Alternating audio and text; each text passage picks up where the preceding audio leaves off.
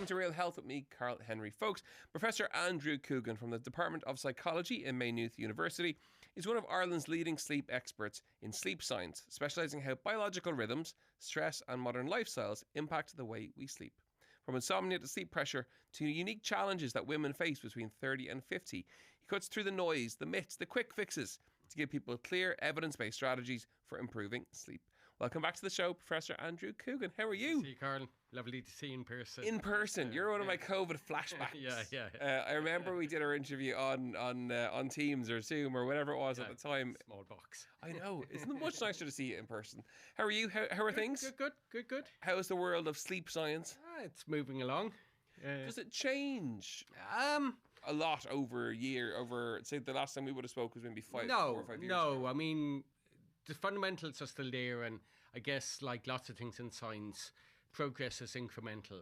So it moves forward. If you look back 5 to 10 years ago, it does move back. And actually, we learned a lot about sleep during COVID, about the sort of pressures and our work pressures that shape our sleep. And during lockdowns, because all of a sudden we didn't have to commute, we were at home, we were working from home, we were maybe working from more our own schedule.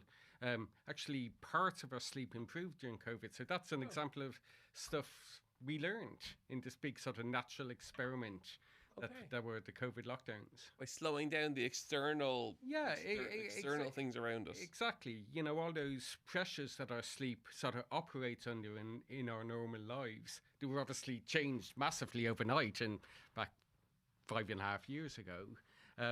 And we did some studies, and people around the world did studies, and we all found pretty much exactly the same thing, that we slept better according to our natural rhythms, but we slept worse because of the stress of the pandemic and everything as well. Does modern life, I suppose, challenge our sleep patterns because we're so busy doing so much, running around, doing everything outside the home? Yeah, very much. So I think when we think about sleep and sleep quality, we can think about us as individuals. And us as individuals, we may have individual sleep challenges. So we may suffer from sleep disorders. We may suffer from things like insomnia, sleep apnea, and that sort of individual level thing. But then when we think of us as a sort of population and as a society, our sleep operates under considerable pressure. And they are pressure from modern life, from work time, from the commute, from school start time, and then maybe at the other end in the evening from social media, from having 24/7 access to everything via our phones. So all that sort of tends to squash, and what tends to get squashed out is our opportunity for sleep. So sort of out there, lots of people can be really good sleepers, potentially, but you have to have the opportunity to be a good sleeper as well. And as sort of as life gets more and more hectic and things get squeezed, what tends to get squeezed out, unfortunately, is sleep. One of the things we did recently at home for the house is we reduced the lights. Yeah. After, it's about 7 o'clock, that's earlier, it's around 6 o'clock now. So I got an LED light strip for the kitchen, so we can turn down the ceiling lights, if you like, and the same at the sitting room and the hall.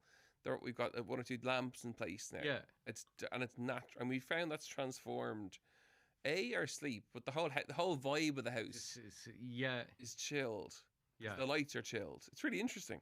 It is, and light.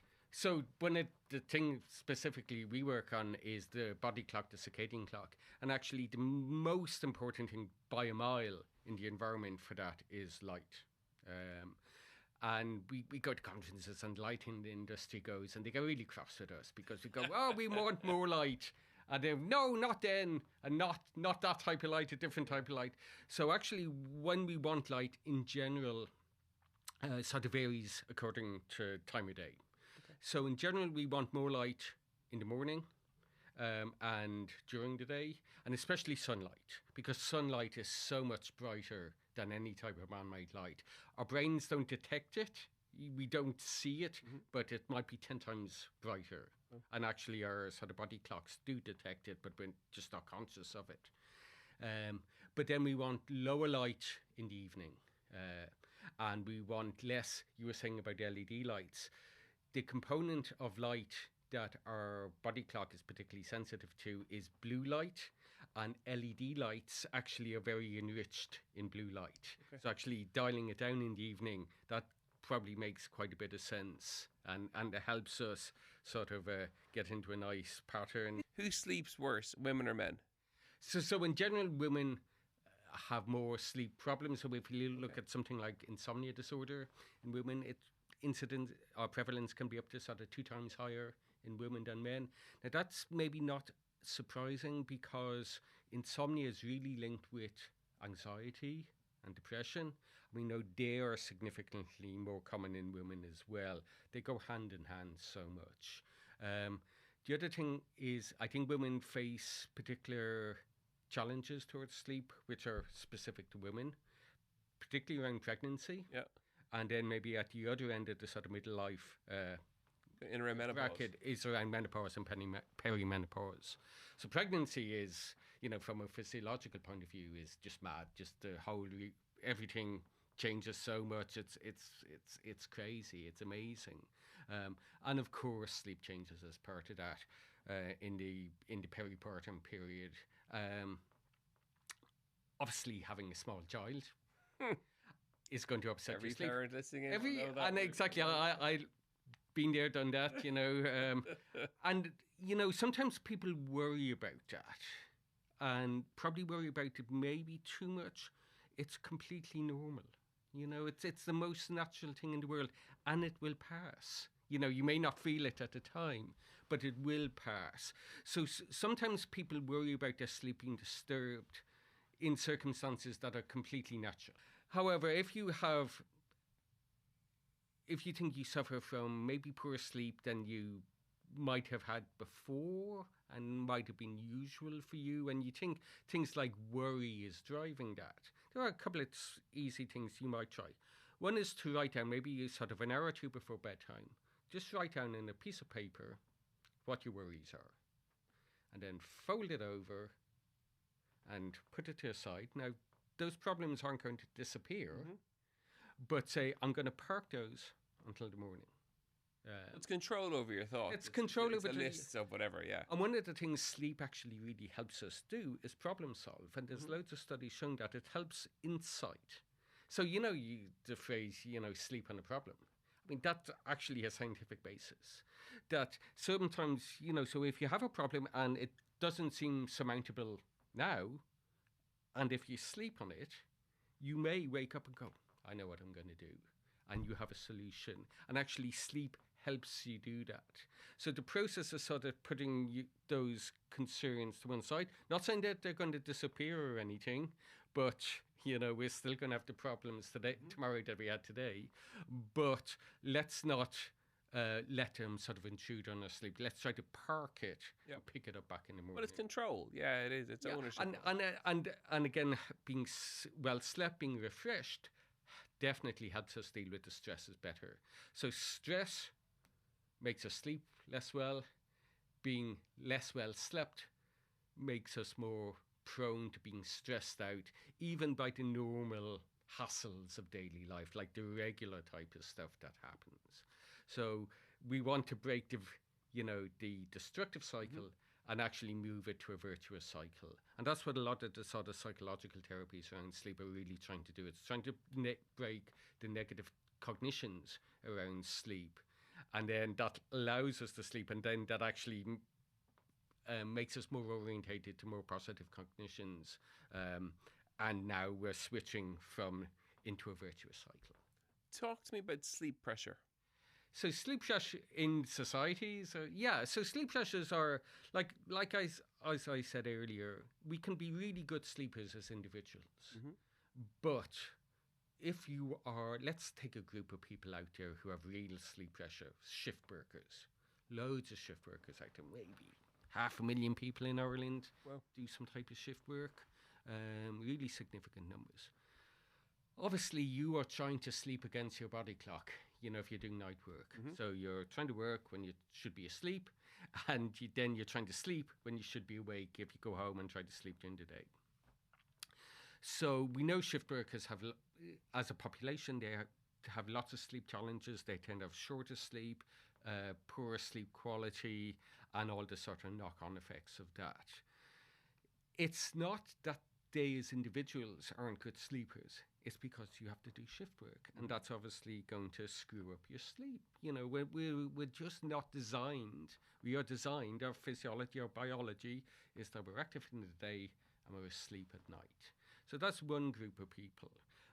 And they're a relatively extreme group. There are other groups, though, that have lots of similar challenges, but maybe not to the same magnitude. For example, secondary school kids. We make secondary school kids get up, go to school, be in school for whatever, 8:30, 8:45 in the morning. Really, they should be going to school at 10 or 11 o'clock in the morning because that's where their body clock is. They're not being lazy. I mean, they're perfectly capable of being lazy in other regards. But that's where their sleep-wake cycle is normally. Oh, wow. So when they sleep in at the weekend, up at the crack of noon, all that stuff, that's actually them just being normal teenagers. And we're taking them and we're making them get up, use an alarm clock, get up, get to the bus, whatever, to get to school at times that are just mismatched to where they are at. Any principals listening in that they've been listening to this? And this has been a big thing in the States, particularly where like high school start time can be like 7 a.m., wow, which is really early, and trying to push that back. And there have been studies done when you do push back the school start time, academic performance increases, attendance gets better, and it gets better disproportionately for the kids with the most challenge to begin with. So there's lots of us facing sleep pressures. If you use an alarm clock in the morning to get up during your working week, you were under sleep pressure because you were using an alarm clock to wake up when your body is not yet ready to wake up. If you work a sort of Monday to Friday type job, and then the weekend, if you wake up, when do you wake up on a Saturday or Sunday? Now, we sleep in a bit longer anyway because we've got to catch up sleep. Does that work? It's so this is a question people have been looking at, and there's quite a bit of interest in it. The answer seems to be it would be better not to have to do it. Okay. But if you do have to do it, yeah, it is probably helpful for some aspects of health. So, for example, for metabolic health, for sort of insulin resistance and blood sugar control. That catch-up sleep at the weekend does seem to be better than not having to catch up sleep. But the ideal scenario would be not to need to catch up sleep in the first place. Okay, but it's no harm to top it up. Yeah, definitely. And sort of listen to your own body. If you can, just sleep and wake up when you wake up. It's something that we struggle with now, though, isn't it? Being in kind of having the confidence to read our bodies. Yeah, it is. And, sleep, when sleep works really well, it's nearly like an automatic process. Yes. We fall asleep, we don't think about it, and then next thing we know, we're waking up. And that's nearly the idealized scenario. Now, most of us don't get to enjoy that. Mm-hmm. We're either having problems falling asleep or we're being woken up by beep, beep, beep, beep, beep at whatever time in the morning because we have to do that. But actually, our body's really well attuned to telling us when it's time to go to sleep, how much sleep you need, and then when we're sort of done with that and sleep's done all its restorative stuff in our bodies, when we can wake up again. Sleep privilege, what is it and why does it matter? Yeah, so sleep privilege is having the opportunity to get good sleep. So I'll give you an example of that. Mm-hmm. So Bernardo's in the UK did a study a couple of years ago, and they reported that nearly 1 million kids in the UK do not have their own beds. Oh. So they're either sharing a bed with a sibling or they're sleeping on a mattress on the floor or something like that. So clearly, if you're in that situation, your sleep is going to be challenged. So it's pointless telling someone in a situation like that, you should try to get to sleep. And lots of sleep advice tends to be anyway very unhelpful. Well, have you considered trying to have better sleep? That's not very helpful. Lots of sleep advice tends to be contextualized in an idealized scenario. So if everything was perfect, these are the things you should do. But everything isn't perfect. Life isn't perfect. Some of us are more privileged than others.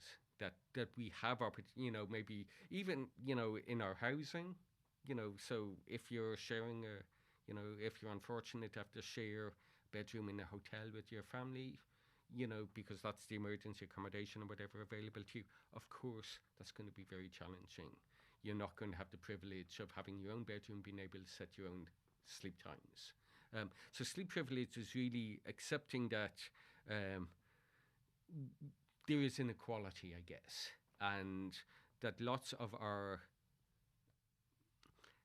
it's sort of when we try to articulate sleep advice, one size fits all doesn't really work because not everyone can operationalize that. So what we try to say now is to prioritize your sleep, to value your sleep, but also to personalize your sleep. So accept that your circumstances are your circumstances, and maybe they can't be changed, or they're just as they are for the moment. And don't worry about it. It's like I was saying about having a small baby in the house. That's completely normal. You're probably not going to sleep very well for a couple of years. That's just normal, and you not accept it, but don't fret about it. Don't become anxious about it. It's not always going to be like that, and in a way, it's the most natural thing in the world. It's to personalize your working arrangements. Personalize your sleep around your working arrangements. Personalize your sleep around your family context, around your housing arrangements. So I think it's more helpful when we articulate guidance in terms of principles than here's sort of this is what you need to do type thing. And make it fit you. Make it fit you, and if we can equip people with the principles, so saying, look, prioritize your sleep, value your sleep. Sleep isn't so all animals sleep. And so sleep is doing stuff that is absolutely required for life. So it's a question I ask now if I do a talk about sleep. I'll say, tell me about something our body does that we couldn't live without. And people always go, like your heartbeat or your breathing or your circulation. No one ever goes your sleep. But actually, sleep is a requisite for life. So it's not something that's nice to have. It's something that we need. So prioritize it. Carve out space if you can within the context of your life, a nice opportunity, so quiet bedrooms sort of protect your sleep. So try to get phones, devices. Yeah, give us your top 5 tips then for the 5 key takeaways to improve your sleep. So we kind of started in some there naturally. Yeah. So these are what tends to come under the umbrella of sleep hygiene. Yeah. And that's really, so this is an old idea, and it predates phones and laptops and all that. And it basically says that your sleep environment should be for sleep and, if you're lucky, sex. Sleep and sex. And then don't worry, we can have that chat. It's 2025. Yeah. Yeah. and that's it. So no screens, no devices. You can have a book or whatever. But I'm fascinated by TVs in bedrooms. When I see that, I'm like, that's just not good. Yeah. That's like, no. Yeah. So. And maybe you have a TV or whatever in your bedroom and it doesn't bother you because you're a good sleeper. But in general, if you're prone maybe to having not so good sleep, those things are really going to exacerbate those problems. So that's one thing. So sleep hygiene. Second thing, wind down in the evening. So you already touched on it. You're saying you dial your lights down, it's dark. And that's nearly a contextual clue, that we're now in the wind down period towards bedtime, whenever that is. So it's really thought about like 1 or 2 hours before your intended bedtime. Okay. So now, and it can be a simple, whatever works for you. So it's not like don't watch telly, but maybe watch something, that you've seen multiple times, and that's sort of relaxing, sort of soothing. Read a book. Hot bath is actually really good because it helps drop our core body temperature, which is a signal for the onset of sleep in the sort of couple of hours before it. Sounds sort of paradoxical, but that's something that works as well. So that's another sort of core component of it. And especially if you've got kids, have a set routine for them, and particularly for kids, for smaller kids, if you can have a sort of bedtime routine that allows kids to sort of get stuff off their chest. So if they've got worries or, emotions, let them sort of deal with that. So they're not sort of lying in bed thinking about stuff. So that's another, that's another thing. Caffeine is something we get asked about all the time. It probably depends. So we're not all created equal in terms of caffeine. So some people are more sensitive to caffeine than other people. So I can have like a double espresso right before bedtime, and it's not going to Go on. impact on Oh my me. God. But my wife's completely different. So the guidelines is maybe 4 or 5 up to 6 hours before bedtime, especially if you think you're sensitive to caffeine. Not have caffeine. Booze will send us to sleep, but it actually really impairs the quality of our sleep. It's definitely something you want to avoid using as a sort of what we term a somnolent, an aid to get you to sleep. Oh, give me that again. I haven't heard that. Somnolent. Somnolent. Yeah. That's a new word. Yeah. I like that. So that's a substance that gets you to sleep. that gets you to sleep, exactly. But what booze will do, it will get you to sleep, but it will actually decrease the quality of the sleep. So you'll wake up groggy, unrefreshed. And the other big risk is that you form a dependence. Now, you have to have a glass of wine, a glass of whiskey, or whatever it is before bedtime. And again, shift workers would have, in lots of organisations, you come off shift, you go to the early house, you have a couple of pints, and that becomes now part of your life. And that obviously we don't need to tell you, that's a detrimental habit to have as well. As we said, good sleepers don't think about their sleep. So try to defray the sleep worry. The last thing I'm going to say here, and I think this is really important, if you have persistent sleep problems, you may have a sleep disorder. So insomnia disorder, sleep apnea, there are other sleep disorders.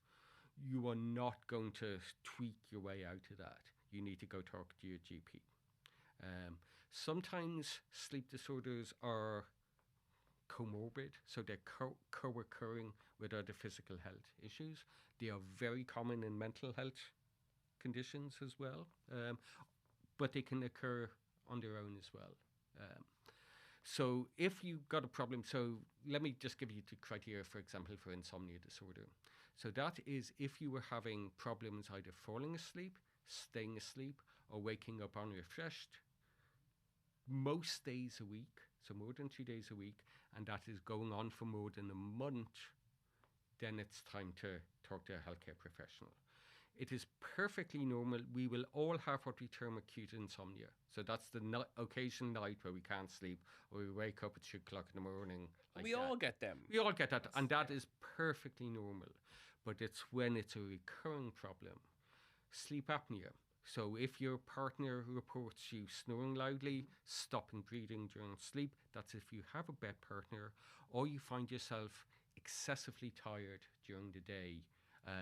Again, maybe that's the time to seek medical help. And again, your GP is the front line, because sleep is one of the core pillars of health.